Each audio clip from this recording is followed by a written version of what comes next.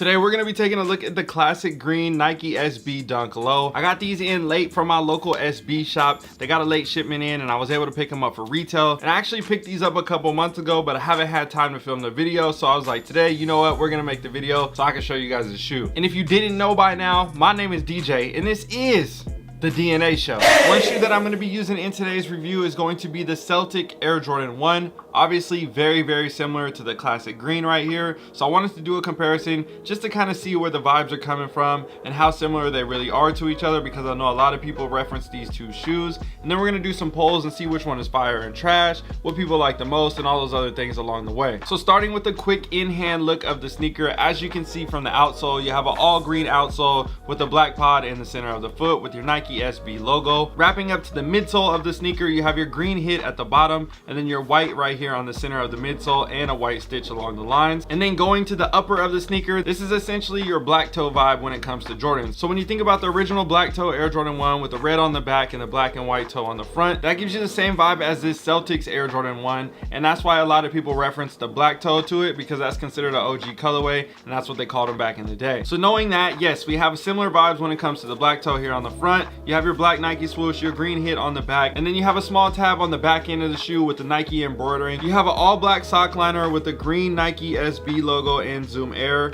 and then on the back end of the tongue right here, you have your green on the back end, but you got your black on the front end with your green Nike SB logo on the top of the tongue. These come standard with a pair of classic green SB laces and an additional pair of white laces to go along with these. I think the green laces look really well, but I feel like low-key, if you put some black laces in there, that might look pretty clean too. And I think the reason why I'm saying that, as you can see right here from the Celtics one, these have black laces in there. It blends really well with the tongue of the sneaker, and it kind of gives it more of a subtle look to the shoe, not as much popping out with the green. Again, there's no problem with the green laces or the white laces. I just kind of like to tend to wear something a little bit more sleek looking like this with the black laces. Another thing that I'd like to mention before we start with the comparison of everything on these two shoes, I want to talk about the leather quality. These honestly are not that bad when I touch them in hand, and when you think about this shoe retailing at $100, honestly, that's really good when it comes to the quality of these right here. A lot of people know that regular Nike Dunk Lows, the quality of them honestly just isn't that good when it comes to the regular drops,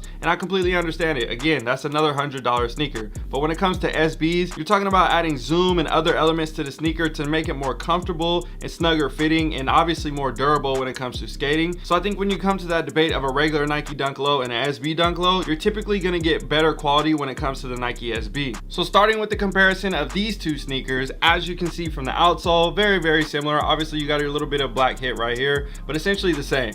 Going to the midsole, same thing, white midsole with the white stitch. On the upper, the overall color blocking and the pattern of the shoe is essentially identical. Now, when it comes to actual leather quality between these two shoes, honestly, I think the classic green is a lot better than the materials on the Celtic ones. I feel like a lot of people remember from the 2010 era, remember when they started doing the Jumpman on the back and they started lowering the quality of the sneakers, and then they started to go into even worse quality when you got to like 2013, 14, 15, 16, like different stuff like that. So I think this was kind of that transitional era when you see the Air Jordan on the front compared to the Nike Air, and you had the Jumpman stitch on the back, and the quality was just all right, but people still like the colorways type thing. So this was kind of in that category of that era, and I understand why because of then. So hopefully that gives you guys a better understanding of Jordan Brand wasn't really giving their best foot forward when it came to materials and quality back in that time. One thing that I really do like about this shoe though, the swoosh. This isn't a leather swoosh. They actually decided to switch up the materials. This is kind of more like a Durabuck or more like a Nubuck, something like that. It's kind of got that small velvety type of feel to it. So I like that little element and a switch up on this shoe. Another thing that is essentially identical as well, besides the text on the tongue, the back of the tongue is green. So that makes me ask the question, I hear everybody call these the classic greens. We understand we have different sneakers from the J-Pack.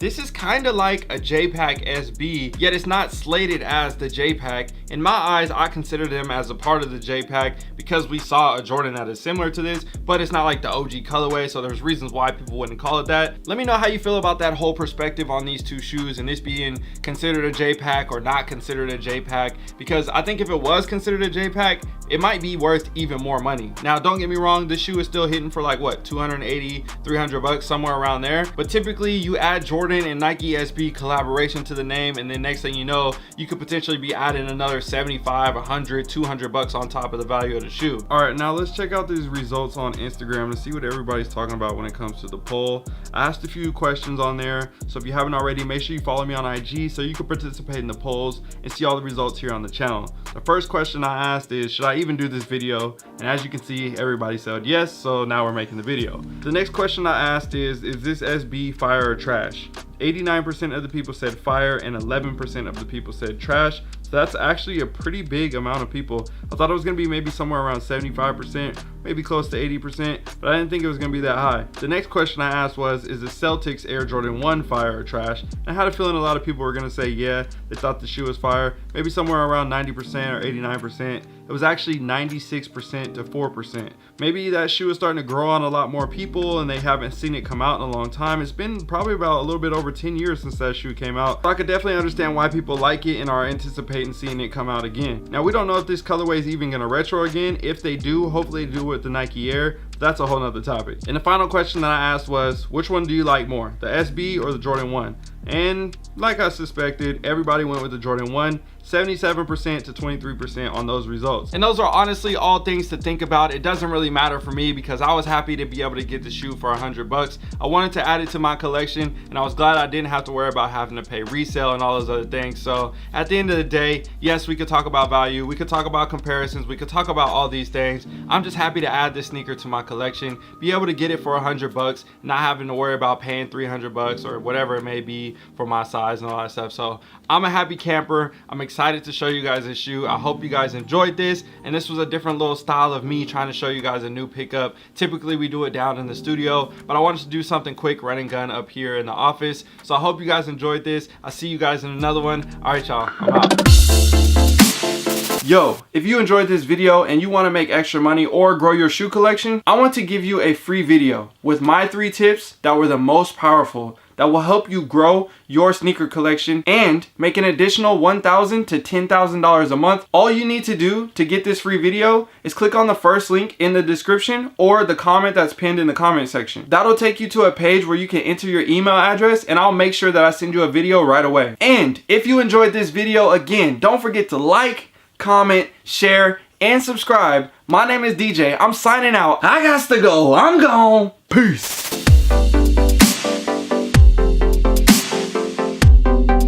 Yo, if you guys made it to the end of this video, I forgot to mention earlier, I'm looking for the court purple Nike SB Dunk Low, size 13, looking for a good deal. If you got any leads, go ahead and send them my way on Instagram or drop a message down here or whatever it may be. So yeah, I think that's it. All right, y'all, I'm out.